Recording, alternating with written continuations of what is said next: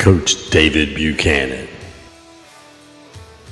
Coach Chuck Smith, two legendary high school football coaches. This is the Coach's Office, a behind-the-scenes look at Kentucky high school football.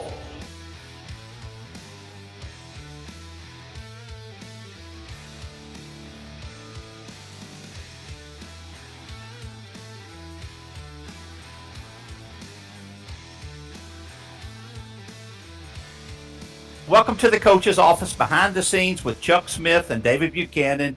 This is off-season episode 2. I'm Chuck Smith. I'm joined by co-host David Buchanan, our podcast editor, flashback storyteller Mike Yoakum, and our social media manager Noah King.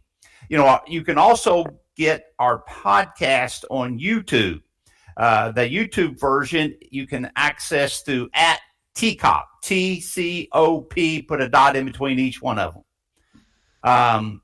We have another great off-season podcast for you with ShaDon Brown of West Virginia University. He's the co-defensive coordinator. ShaDon is also a Kentucky guy. He played his high school football at Danville High School.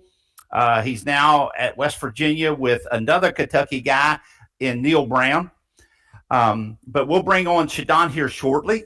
Our tough topic question for tonight is from Mike Jackson from DeSales High School. Why is Spaulding the required football for Kentucky high school football? And then our listener question is by Dale Estes. He's the head football coach at Campbellsville High School. And the question is, can we get rid of RPI and go back to the old playoff format? Before we get going, I want to talk a little bit about ShaDon, and ShaDon is as I said, is a Kentucky guy. You know, he's from Danville, at Boyle County. That's where he was raised. That's where he played high school football. Since then, he's had a whole lot of success coaching football. He coached high school, or after a couple of years with the Cumberlands and Campbellsville University. Then he coached high school football in the state of Kentucky for about 4 or 5 years. And then he got into college coaching full-time with Wofford, Army, Colorado, University of Louisville, before landing at West Virginia University with Neal Brown, as I said, another Kentucky Boyle County guy. If you have ever met ShaDon, then you know what we know about him, and he's a great guy, making it pretty clear why he has had so much success as a college coach at a very young age. And he's really made it big, and we're really proud of him. David, you want to bring on ShaDon? It's an honor to do so. I'm thinking about my first ShaDon Brown memories. And I know he was on Chris's staff at Boyle. And then he applied for the Round County position. And I didn't really know a whole lot about him, but it was interesting the way it clicked. My superintendent was from Round County, Tim Moore. So he calls me to ask about ShaDon. So I call Tom Brown. Tom Brown is like, ShaDon Brown is an excellent football coach. If Round County can hire him, they need to hire him. So I call Tim Moore and I tell him, I said, you tell Round County if there's any way they can get ShaDon Brown, they need to hire him. And he went around, he did a great job. And, I think this was like 2006 or 7. 2008. 2000 when? 2008. 2008? It was 08. Man, I'm slipping. I'm slipping. I thought it was, but anyway, hey, to make a long story short, that was probably the first indication. And you know what? He has had a phenomenal career, and he's just getting going. He's doing a great job. So, hey, ShaDon, thank you so much for being on our podcast tonight. And, hey, I'm going to turn it over to Chuck and let him get it rolling.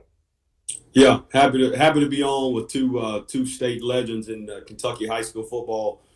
Two guys I have a lot of respect for in the game, and not only as football coaches, but as people. You're very kind. Well, thank you, ShaDon. Hey, we'll get right into the questions. ShaDon, how do you think recruiting has changed And what is your philosophy on using the transfer portal versus high school players to build your roster? How you guys handling that at West Virginia? Yeah, well, I think recruiting has really changed over the last 4 or 5 years, Coach. The transfer portal coming in, as well as the name, image, and likeness coming into recruiting. And that has put a damper, in my opinion, on high school recruiting. Not as many scholarships are available for high school players anymore. Now, for us at West Virginia, the thing that Neal's done is he's mandated that we still make the bulk of our team come from the high school ranks. And so what we try to do is we try to sign 20 plus high school guys every cycle. And then we utilize the transfer portal to supplement our roster where there's a hole that we need immediate help. And that's usually anywhere from 8 to 10 transfer portal guys to go around about 30 total new guys coming into your program each year. The thing that I'll say for high school coaches is it's a lot harder to advise your young people on, hey, wait, see all the schools, take all your visits, all those types of things. And I think that the philosophy now has to be you need to visit every place that you're really interested in the month of June. And by the time football hits after the dead period in the state of Kentucky, a kid needs to be committed if it's a Power 5 school. Because those opportunities, Coach, once the season gets rolling, I'll be honest, I had all my high school guys in the secondary committed when we started the season, and I didn't look at another high school player until there was a priority walk-on type of guy that we may have wanted to take out of the state of West Virginia. But I was all portal from basically August all the way through the whole season. I was looking at guys that are potential portal guys. Yeah, it really has changed. And waiting until February that just no longer really exists either. I mean, if you don't sign at the early signing period, you're probably going to get lost in the shuffle, aren't you? Yes, sir. Well, I lived that firsthand. So I've got a son who's a 24 offensive lineman, played at Morgantown High. He had some G5 offers, and he really thought that he was going to get Power 5. And Coach, both of you guys are dads, so you understand that dads don't know anything, even if you do it for a living. Yeah. And he didn't listen to me, and he wanted to keep, weighing his options and seeing what happens and all those things. And the first scrimmage he has, he tears his knee up, and he has to have surgery. It was a meniscus, but he's out 5 or 6 weeks. He misses the first half of the year, and he plays in 5 games his senior year. Well, those offers went away. Yeah. And now instead of signing at an FCS school or a G5 school, he's going to go play at Shepherd University, which is a good D2 program there in the state of West Virginia. But there's a living example of if he commits to somebody in June, then you don't have to worry about the situation we're in, because every one of those coaches said, Coach, I know you understand, but we're recruiting out of the portal right now. Yeah. So the quarterback position really. I've been out of it for a few years, but the quarterback position seems to be the one that's really getting left out with the transfer portal. Like most guys are wanting to go with that guy that's already has some experience. Is that true or false? Well, I think it's true. Most people are looking for the quick fix, and Coach, as you well know, with these fan bases and these athletic directors and people that are not on the grass every day, they want to pull up like Chick-fil-A and get it really quick. And to change a program, overnight is hard. And so I think coaches feel the pressure of that. And so they tend to lean toward going to get a trigger man out of the portal as opposed to developing a young guy throughout your program. You just don't get the time as you used to. No, you don't. You're going to get 3 years in today's society to turn a program around, or you're gone. And the old days of sticking with a guy and letting him build his program, that's long gone, and that has affected recruiting. As you see with, I think is a travesty, but they're firing coaches in the middle of the year to get a jump start on the portal and recruiting, and you have kids that go through these seasons with lame duck coaches for no reason. Yeah. But it's Yeah, all goes in together. It's like I hear you describe that, and I mean, I'm not going to kid you. It's sort of discouraging and disappointing. I mean, I just hate that it's set up. I know you and Neal have had your battles there in West Virginia, and we would. I'd try to encourage you guys. I love you guys. I'm so proud of you. But when I'd really get mad, I say, well, you can tell the ones that don't cheat because it takes a little time to do it right. And I just want you to know I appreciate that about you guys because, I did. You all did a great job in building a program. But before I go off on that tangent, let's go back in time here a little bit. Go back to the old days. When you took over at Round County, what were some of the things that you took from your experiences in Central Kentucky to make the Vikings a better program? Well, there's two people that I took a lot from. The most recent was, honestly, I took everything that Chuck Smith had done at Boyle County. I stole it off the computer that he had used that now Chris Pardue was using. I stole everything I could, and I took it to Rowan, and I said, this is what we got to do. And that's not a lie. That's the dang truth. And, I took some of the things I learned from Sam Harp as well at Danville. And, I think that the big thing that I took was it takes finances to build a program. And you have to have things that, from equipment to the first class, to locker room, to the helmets, the shoulder pads, and all the things that makes kids excited to be in that program.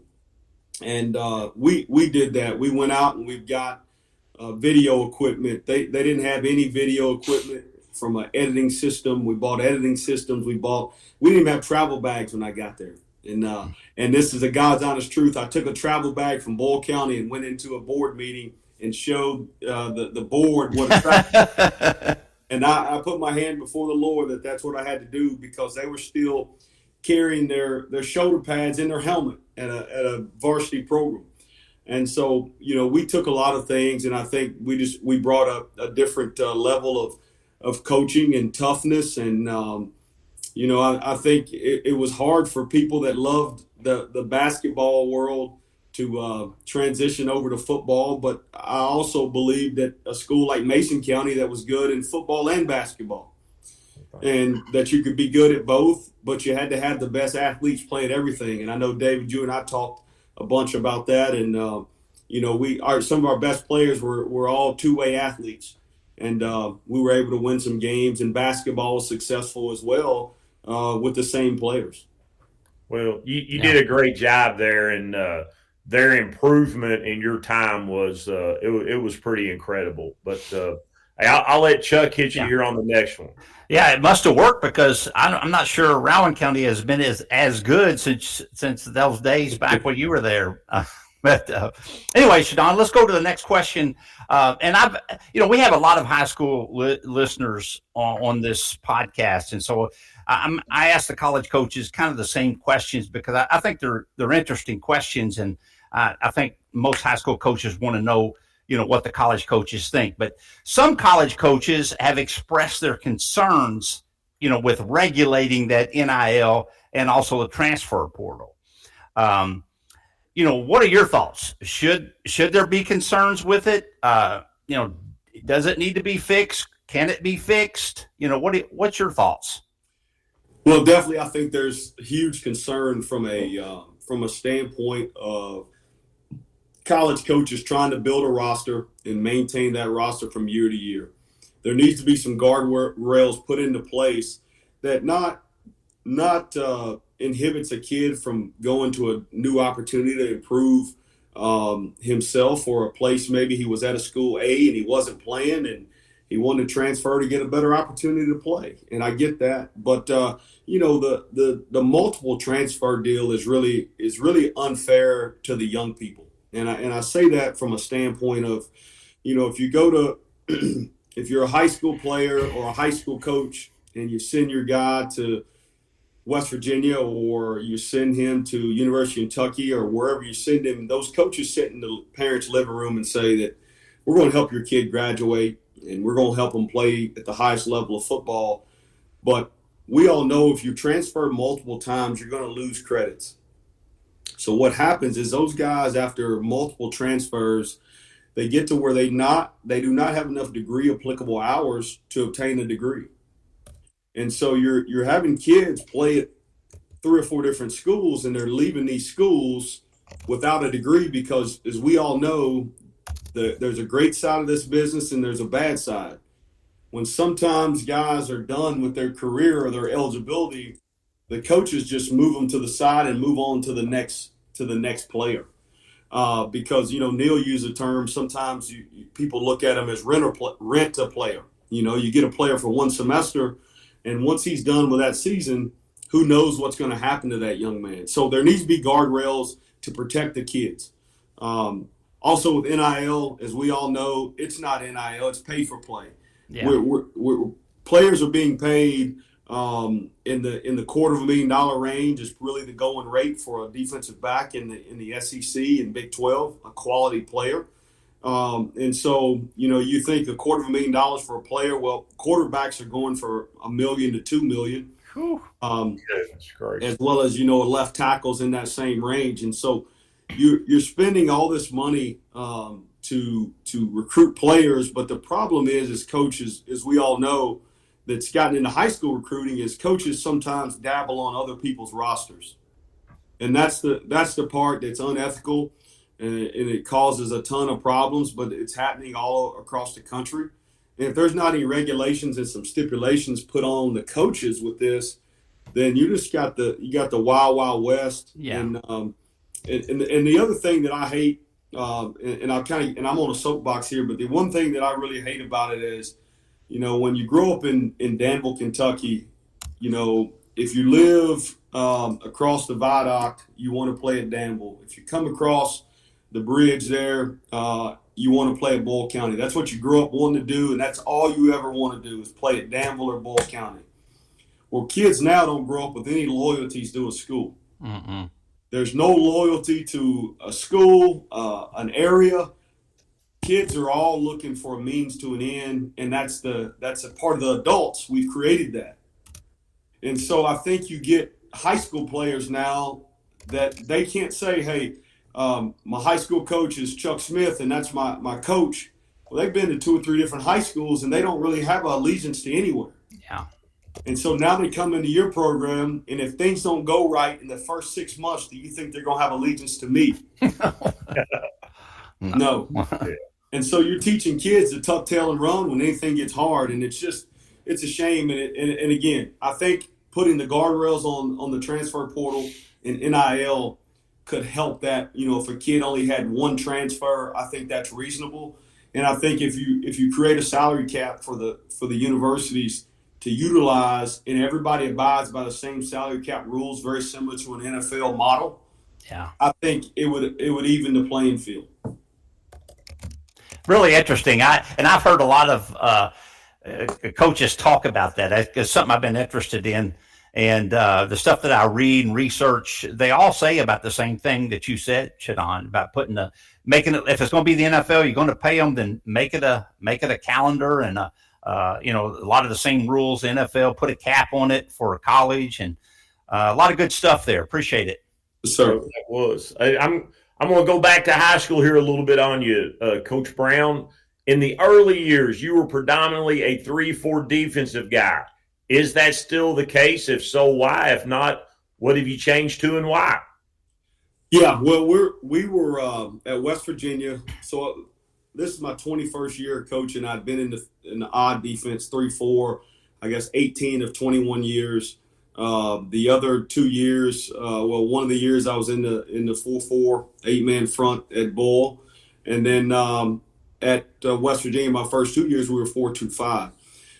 We went back to the 3-4 this year. The one thing I like about the 3-4 is it's easy. It's very easily adjusted. When you get motions and shifts and things like that, it's easier to you adjust laterally as opposed to having to rotate safeties like you did in the 4-2-5 system. and in college football, you get so much motion and shifts with tight ends and things like that, that in the 4-2-5, we were constantly moving the back end guys to try to keep the box in terms of the 4 down and trying to keep 230 backers inside. It was a lot of stress in the secondary, and just sitting down the all season with Neal, and he felt like it was our best to move to just a traditional 3-4, and so we went to the 3-4 last spring, which had been my background. Some of the other coaches on our staff had not been around the 3-4. So I spent a ton of time clinicking with those guys, and they went and clinic with other people, and we all kind of put some collective ideas together, and now we're a true 3-4 quarters team. We'll run some simulated pressures where we bring a fourth rusher and play one high, very similar to some of the stuff Kentucky's doing on defense. That's what we are now, and we got better in every defensive category. And the thing I think that we did a better job of is we created more turnovers and more sacks because we were bringing pressure from different places. Yeah, y'all had a great year, by the way.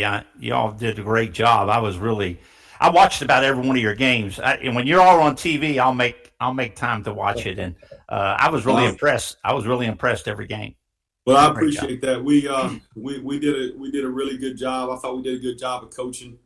It's funny. We went back to the basics of football. In the off season, we looked at what we'd been poor at. And Coach Smith, you being a defensive guy, we were poor at getting off of blocks, tackling, and creating turnovers. And that's defensive football. Yeah. And so we put in circuits for block destruction. We implemented tackle and turnover circuits, and we did those every single defensive practice that we had. We were doing those things in some shape, form, or fashion.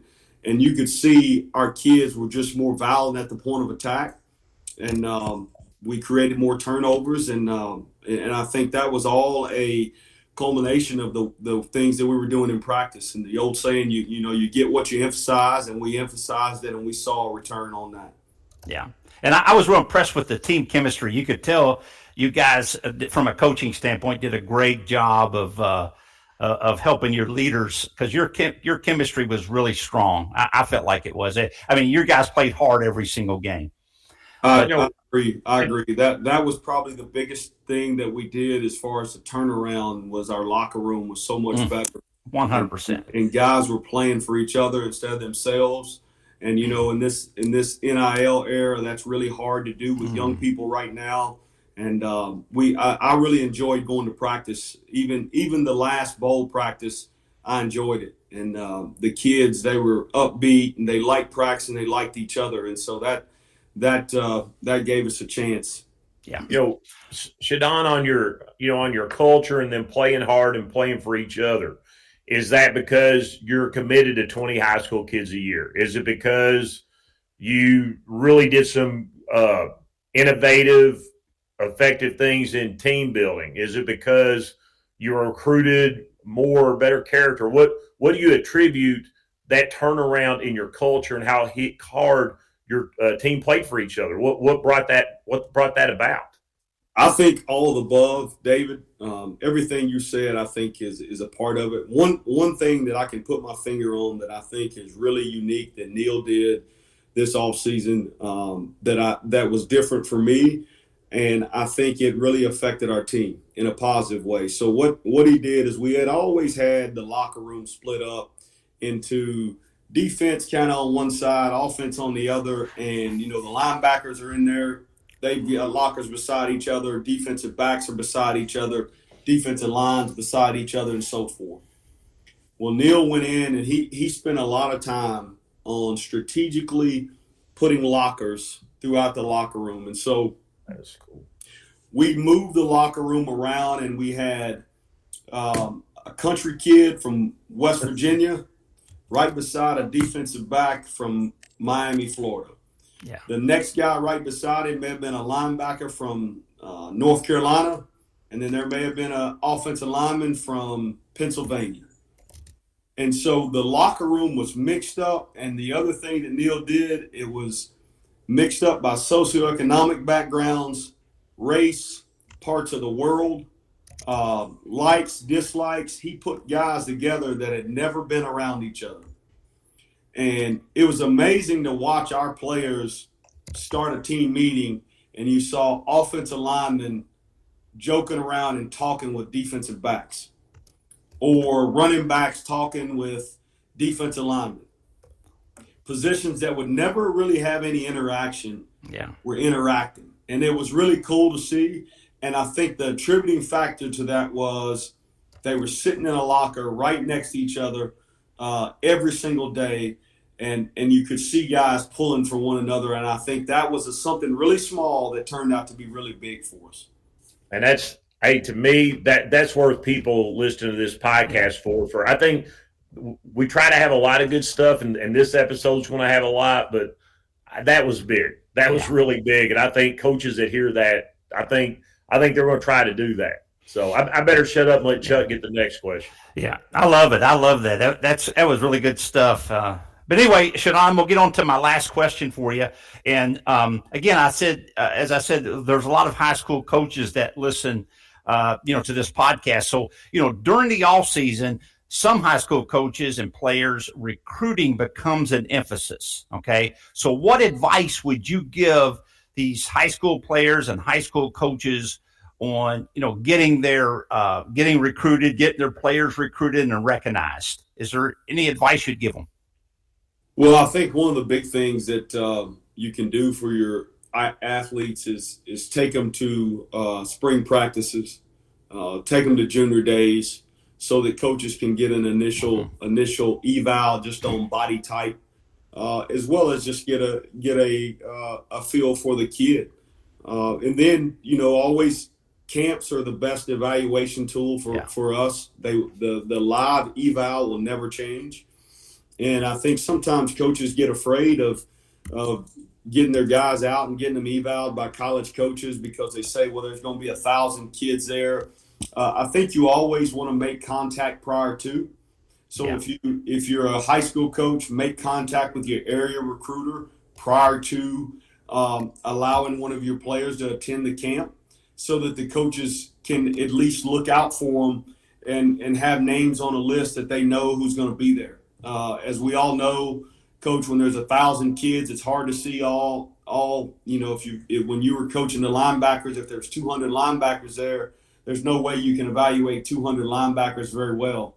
But if you had 10 guys on your list and you knew who was coming, you could look out for them. And I think that's the best way, is to make initial contact early, get the kids out to junior days. And then I think the last piece is just be realistic. I think we all want to have Power 5 players, but there's a lot of great programs, whether G5 or FCS or Division II. Every kid's not going to play at West Virginia, and every kid's not going to play at Eastern Kentucky. But every kid can play at some level, and you've got to be smart. And I always tell high school coaches, sometimes they'll say, well, Coach, I think he can play for you. And I go, well, Coach, we don't have any 5'9", 165 defensive backs on our roster. And, I think sometimes as a high school coach, because the kid is a great player for you, you think he can automatically play at West Virginia. And sometimes that's not the case, but you can't also just assume that the player can. And I think, having a good list and contacts of players at the local universities at different levels is key as well. Whether it be Kentucky, Louisville, West Virginia, the NAI programs, I think you've got to have some contacts, and you got to do your part as a coach to keep up with those guys and contact them, whether you got a player or not. I think sometimes the best contact is when you don't have a player, because it's easier for guys like us as college coaches to pick up the phone, because we're not under the pressure to take a kid that we know probably is not going to be able to play for us. Yeah, good stuff. Yeah, that's good. When I've tried to do that, I try not to call a guy coaching power. I'm a Division III scout team quarterback. I was pretty bad. I'm going to have a tough time calling you, telling you who needs to play for you. But hey, here's my last question. Coach Brown, do you see yourself as a Power 5 head coach down the road? Do you see yourself in that role? I do. I think I want to have the opportunity, but I haven't gotten it yet. So my role is to be the head coach of the defensive back room and to be a guy on our staff that can help the younger guys and be a head coach essentially of the other guys in our defensive staff room. And, Neal gives me that power to do that. And I try to use all of those opportunities as development opportunities, whether it be standing in front of the defensive back group, standing in front of the defensive unit group. Those opportunities are all, to me, head coaching opportunities to hone my message, hone my craft, but also stand in front of a group because I think you can't wait till the opportunity comes to get ready. You gotta always stay ready. And I think how I do that on a daily basis is try to be the head coach of my position and in my area and do the best job that I can.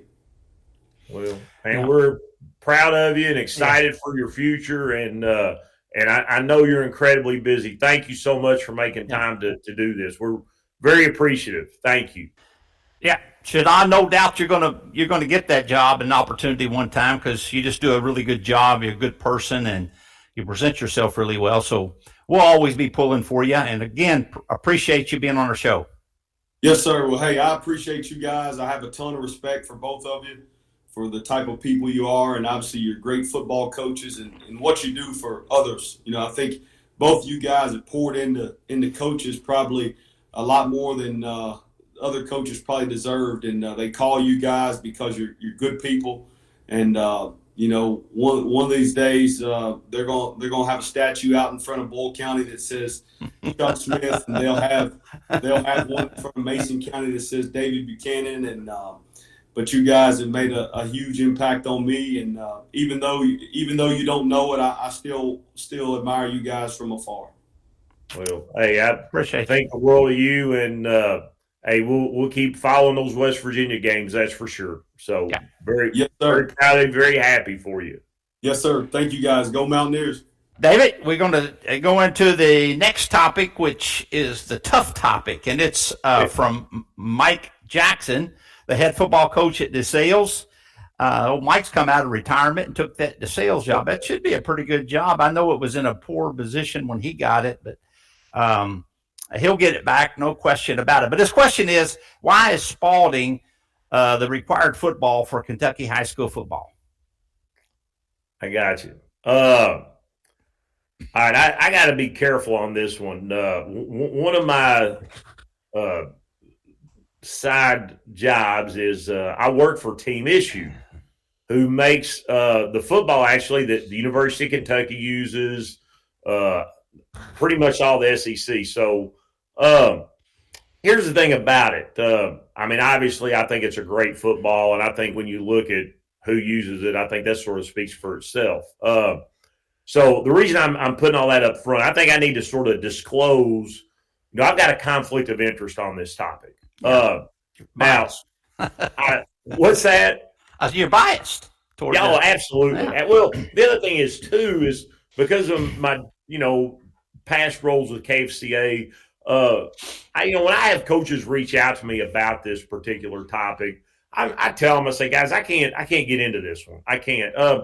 I do think that, to answer the question, I think there is a financial agreement, a sponsorship agreement with the Kentucky High School Athletic Association. I think that is what's behind it. So I think that's the answer to the question. Yeah. I think a lot of times when people ask that question, they'd like to do, whether it's a Team Issue or the Wilson. A lot of coaches really prefer a Wilson.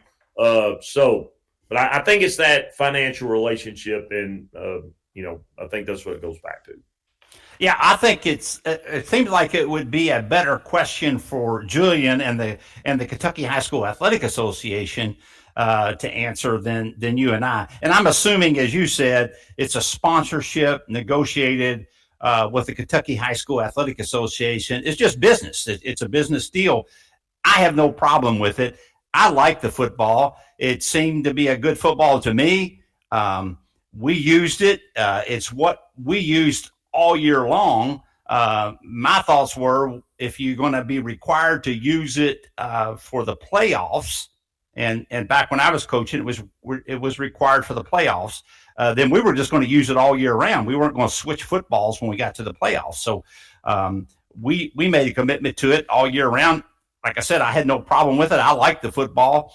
I mean, a football's a football. They're all shaped the same. They're all leather. I mean, I don't really get it. But some people like one better than the other.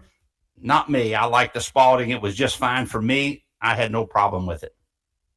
There you go. All right. So here's our listener question from Neal Estes, who's the head coach at Campbellsville High School. He's also currently our KFCA president. Says, can we get rid of RPI and go back to the old playoff format? So I went first on the last one. I'll let you go first on this one. Yeah. David, this question kind of bothers me. It's like the Kentucky high school coaches just aren't on the same page with this question. Do we think that the old system did not have flaws? It was tweaked so many times until it couldn't be fixed anymore. That's how we ended up with the RPI system, is because that system was tweaked so many times. There was a lot of problems with it. You could ask anybody that coached during the time. It was tweaked all the time. I personally had an issue with it. Probably in 2018, I had to play two road games, one to Belfry, one to Corbin, back to back, and hell, I was probably the favorite, one of the best teams in it. But I had to travel on. So there was all kinds of flaws in it. So that's how we ended up with the RPI. And if there really is a majority group that doesn't like the RPI, and I have my doubts about that. I don't think that would be the majority, but say it is the majority, then it would be, or should keep, then it should be, can we get rid of the RPI system and introduce a new system that they think would address the issues? Not let's go backwards and say, well, let's get rid of this system and go back to the old system that was broke too. I just don't have a problem with that. I don't see. It just doesn't make sense to me. The question, it doesn't make sense to me. I don't see how that could be the best thing for Kentucky high school football. It sounds to me like there's a group of guys who had an easier path, and so with the old system, so maybe that's the way we want to go back to that. And I don't get it. I don't like it. I don't get it. I didn't like the question. The RPI system, the intentions was let's generate some excitement into the playoffs and the championship games.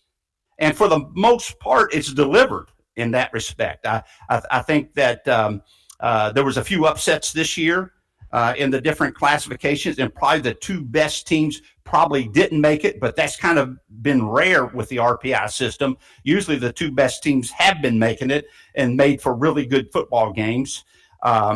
It also makes schools schedule better, making for better regular season games, because before in the old system, the only game that really mattered, the only games were, really against your best district opponent. All the other games you played were meaningless. And so people would schedule really weak teams all the way throughout the season and then play their one tough district game, because that was really the only game that mattered. And then you go into the playoffs because that's the way it always has been. You take turns playing home and away. I mean, it was not a good system. It was not a good system. And if I'm not mistaken, you sat in on that meeting when that RPI system was talked about and developed. I believe you were in on that meeting. I know I was. And there were several of us in there. And I think everybody in there liked the system at the time because, as I keep repeating, the old system was broke. It had a lot of flaws in it. So why would we want to go back to that? You can't convince me that RPI system is better than, or that it's not better, or that it is better. I think it is better than the old system. You can't convince me that it's not. And does it need some tweaks? Absolutely, it needs some tweaks. And I think the Kentucky High School Athletic Association has already started tweaking some. I think last year they improved and tweaked where you play a school in a lower classification. It doesn't. I think you can do that like maybe once or twice, and it doesn't count against you. I think another thing that probably needs to be looked at is the out-of-state games and how they are, computed into the RPI system. I think that'll be coming up soon to be able to tweak that a little bit. Here's my thing. Whether we like it or not, I don't think RPI is going anywhere. And you're right. I was in that meeting and I'm for it. And it's not that I'm against it. But I would point out a couple things.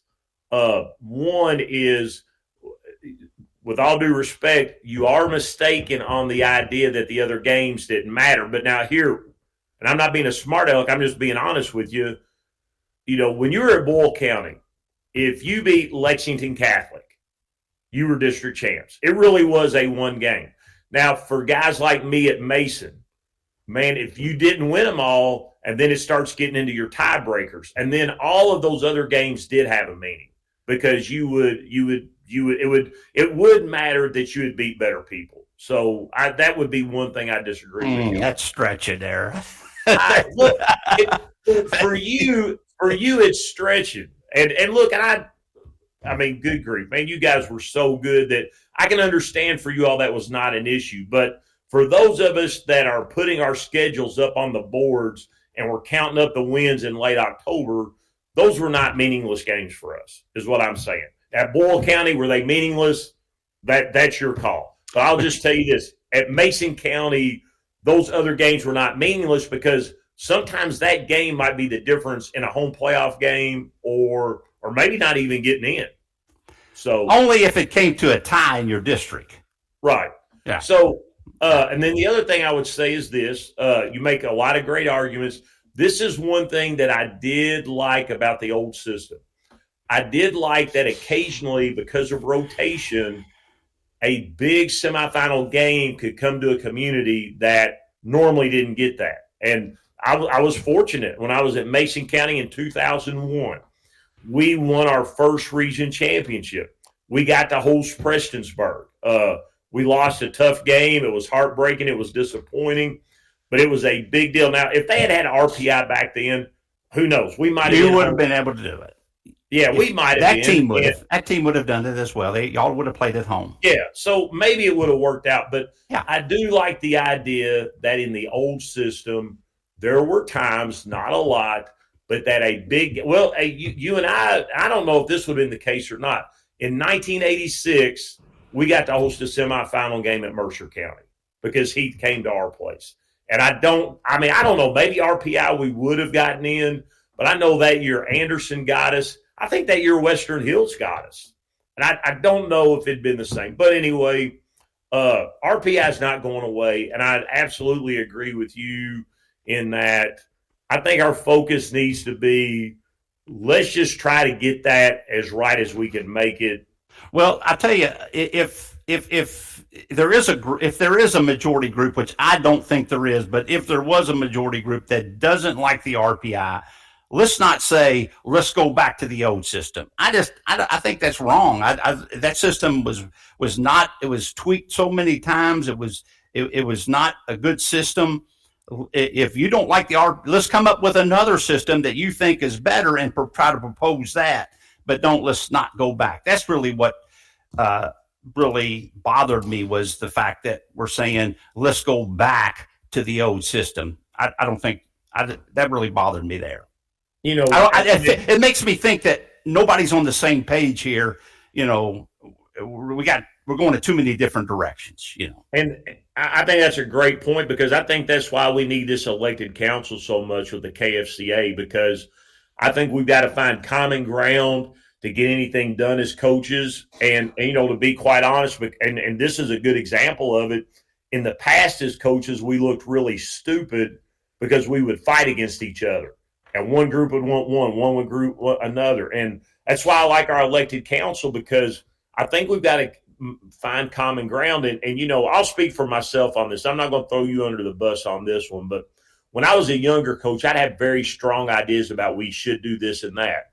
And I'm not saying I don't have those anymore, but what I realize now is my idea doesn't really matter. What matters is what can we reach consensus on as an elected council and as Kentucky high school football coaches and move forward for the betterment of the sport, for the players and the coaches. And yeah.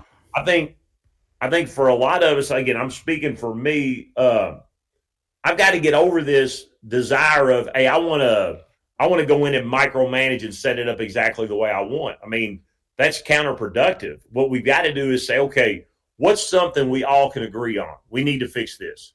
Okay, then let's go after it. Like with the sister district, when we were able to get that accomplished. And I still say the best thing is when we were able to play.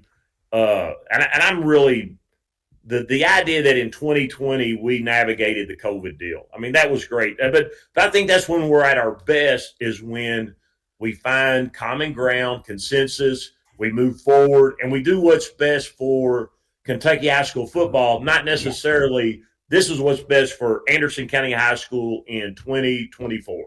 That's 100%. That's not what we need to be doing. 100%. We're on the same page with that. Yeah. Yes, sir. Hey, David, before we get off, I think last week we talked a lot about coaching moves and coaching changes.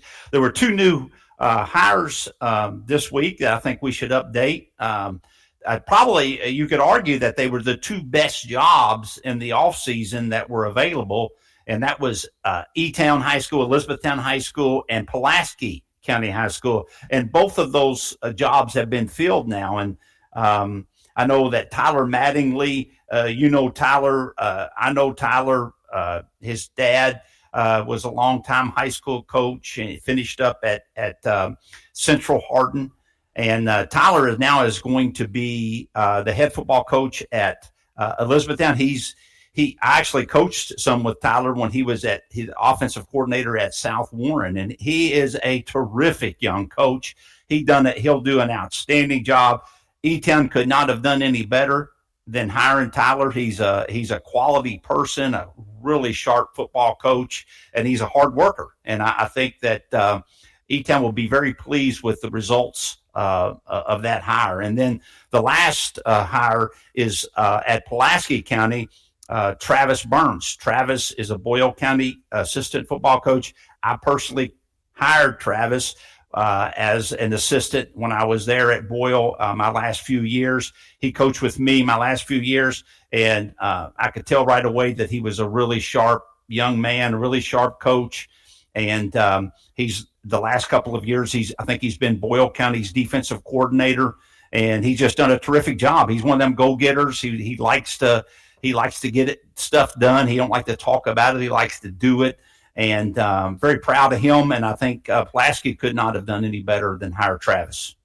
I agree. Those are two excellent hires. Tyler came to my quarterback stuff when he was in high school, and he's continued to help me with that. And proud of him. And Travis, again, I remember when you hired Travis, and has always done a good job. But I really felt like this last fall, October and November, their defense seemed to go to a whole other level. It just really was exceptional. And I think, sort of putting it all together a little bit, I really think Pulaski and E-Town did a great job because they were willing to go with assistant coaches. But I think if Travis Burns and Tyler Mattingly are stocks, you better buy your stock early, because I think these guys are going to do really well. And I think both programs are setting themselves up for a long term of success, because I think there are two places that guys can stay and be there for a while and be very successful. And hats off to those two school systems for, I think, being willing to hire a couple new head coaches, but I think they did their homework and they hit a home run on both. I agree. Well said, David. Well said. I agree with you 100% right there.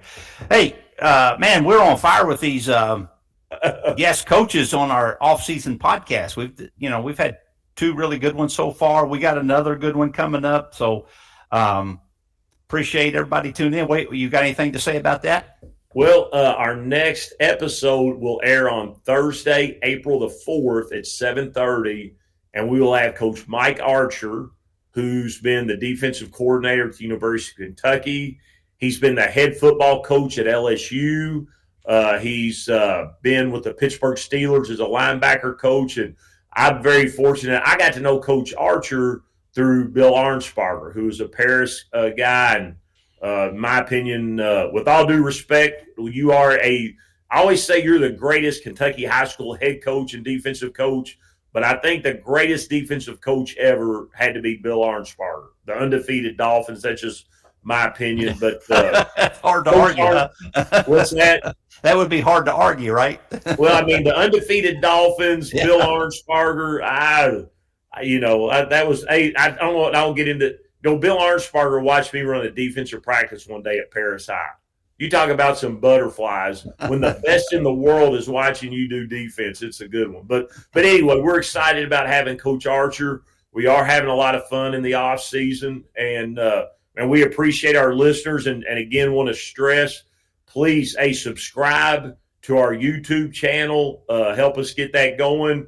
We're trying to do a really good job with this with our listeners, and if they can help us get that going. I know Noah King's been big. He's getting us going on Instagram and Facebook and Twitter. We've got our own stuff there. So again, we're just going to keep growing this. And I mean, I don't know. You may be 100 and I may be 95, and we're still going to be doing this podcast. So we're going to try to make it great. Yeah, and subscribing to that YouTube is free. All you got to do is click that button, but subscribing helps us. So if you watch and listen to it on YouTube, please hit that subscribe button and help us out.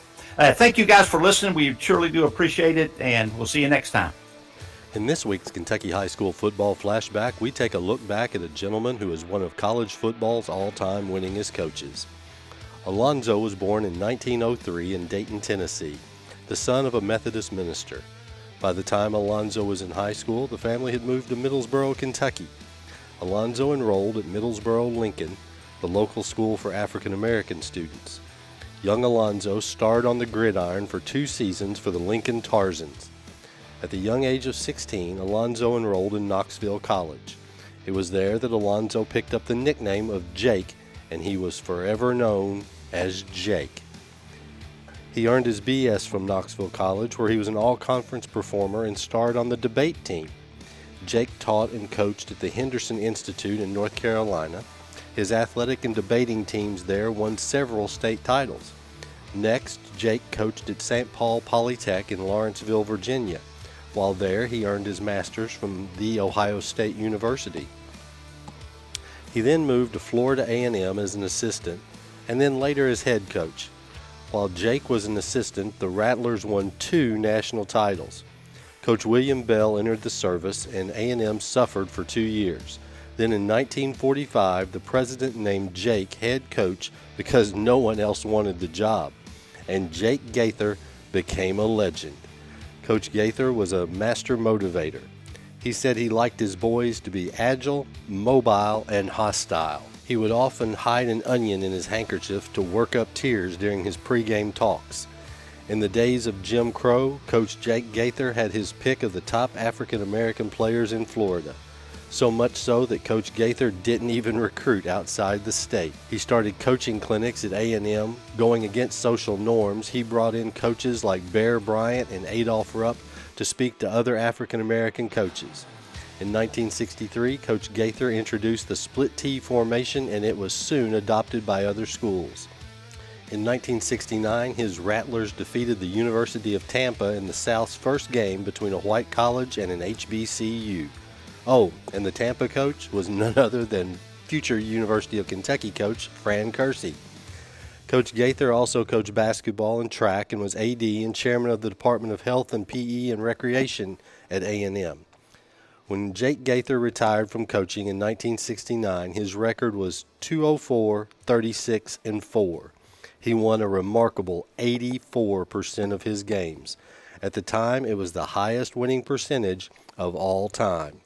He produced 36 All-Americans and 42 NFL players, including Pro Football Hall of Famers Bob Hayes and Ken Riley. He was the SIAC Coach of the Decade. He was Small College Coach of the Year 3 times, and in 1975 was named to the College Football Hall of Fame, the first HBCU coach so honored. He received the Amos Alonzo Stagg Award and the Walter Camp Man of the Year Award. Since 1978, the Jake Gaither Trophy has been awarded to the nation's best African American collegiate player. The Florida A&M Gym is named the Jake Gaither Gymnasium. His home in Tallahassee is now the Jake Gaither House Cultural Center. He was a member of the President's Council on Physical Fitness. He was elected to the Helms Athletic Hall of Fame. He was named as a permanent trustee of the American Football Coaches Association. He was on the Orange Bowl Committee. He is in the Florida Sports Hall of Fame, the Florida A&M Hall of Fame, the National Association of College Directors of Athletics Hall of Fame, the Mideastern Athletic Conference, and the SIAC Halls of Fame. He was named a Great Floridian by the state legislature, and he was given the AFCA Trailblazer Award after his death. A Tallahassee street, park, golf course, community center, and a gym are named for him. And Middlesboro named him Outstanding Former Citizen. Quite a legendary career for Coach Jake Gaither, former Middlesboro Lincoln Tarzan. Join us next month for another edition of the Coach's Office Podcast.